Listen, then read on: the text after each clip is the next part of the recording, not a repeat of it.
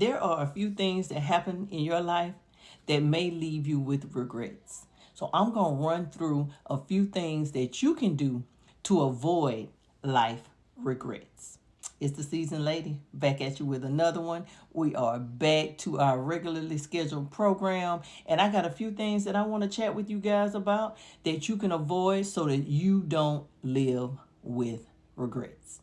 I hope that you guys are enjoying the channel. Please, please, please like the video, subscribe to the channel. Make sure your notifications are on because I got some bangers coming your way and I don't want you to miss a thing. Things you can do, things you can do to avoid life regrets.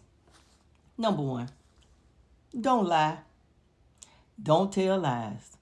Tell the truth.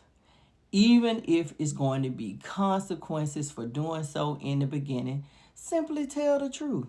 Lies are the hardest thing in the world to keep up with. My grandmother used to say all the time, if you tell one lie, you got to tell two more. And then you got to tell two more to cover up those. And it's only a matter of time before you forget what you started out trying to do or what you started out trying to avoid. So if at all possible, tell the truth. Don't lie. There are consequences for every action, for every behavior, and we are grown enough and big enough to stand up to those consequences. Don't lie because you will eventually have to tell the truth. So don't lie. If you don't know, say you don't know. If you did something, own up to it. There's not much in this life that cannot be fixed. But if you lie about it, it's going to take a lot longer to reach that resolution. Number two, don't try to fix everything yourself. Sometimes you need a little bit of help. Sometimes you need a little bit of friendly advice. Now, most of you know I'm an empty nester. I have a 4-bedroom house that I had children growing up in, and I typically had a house full of my own children, nieces, nephews, and my kids' friends. But nowadays, it's kind of quiet around here. I live by myself, and sometimes things need to be fixed. I have a list of people that I can call when I need things done. I got somebody that takes care of my yard. I got somebody that takes care of the handy things around my house.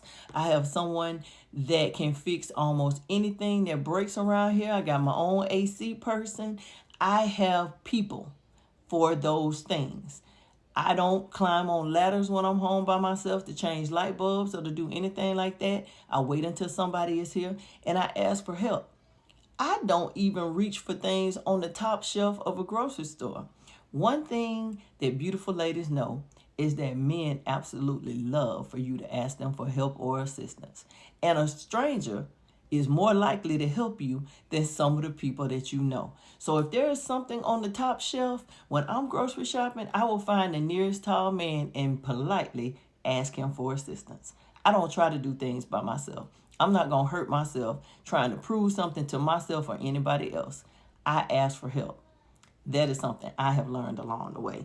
And I don't have any regrets about it. Nobody's ever said, no, I'm not going to help you with that. Or no, I can't do that. People will help you. And sometimes it's much easier. Time is money. Pay somebody to do it, and you don't have to spend your time worrying about it. Next, don't ignore problems. Don't ignore situations. Don't stick your head in the sand and pretend that it's going to go away. My dad is notorious for that. He will go into hiding and not talk to people until he thinks the problem has passed, solved, or people have forgotten about it. I did not learn conflict resolution from him.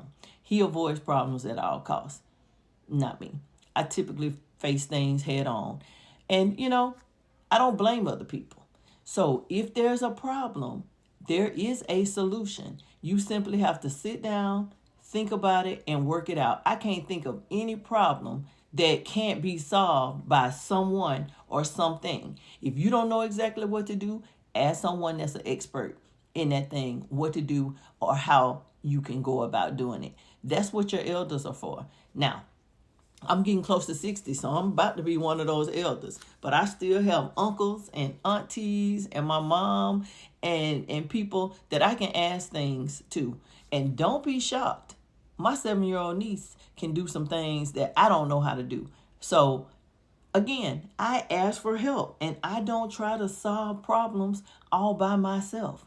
Things have to get resolved one way or another.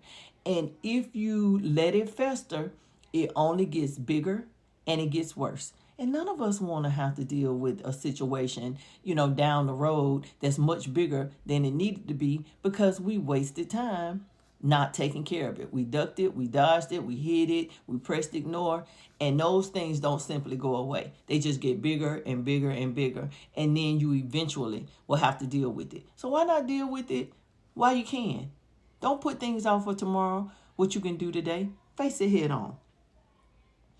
And last but not least, don't blame other people for your mistakes. Don't even blame yourself for your mistakes. You will regret that. You will spend time replaying a mistake that you made over and over and over in your head. And most of the time, other people aren't even thinking about what you're thinking about. Don't blame somebody else for the mistakes you made. Many of us that are seasoned, and especially those of us that are single and seasoned and single, sometimes we rehash old relationships in our head and the things that we did wrong and the one that we let get away and all that kind of stuff. But I don't subscribe to that. What's for me is meant for me. I can't run off what's meant for me. I wouldn't even want to run off what's meant for me. So if it's gone, that's where it was supposed to go. I don't believe in keeping tight fists and holding on to things so that I don't have open arms or hands to receive what was meant for me and what God had planned for me. So I don't blame people for my mistakes. I own my mistakes, and I typically will have a conversation with myself briefly about it, but then I let it go. There's nothing we can do. You can't change it. You can't change it. You can fix it. You can work on it. You can stop doing the same thing over and over again. I have a friend, I talk about him in these videos all the time. He does the same thing over and over and over again, and he's expecting a different result.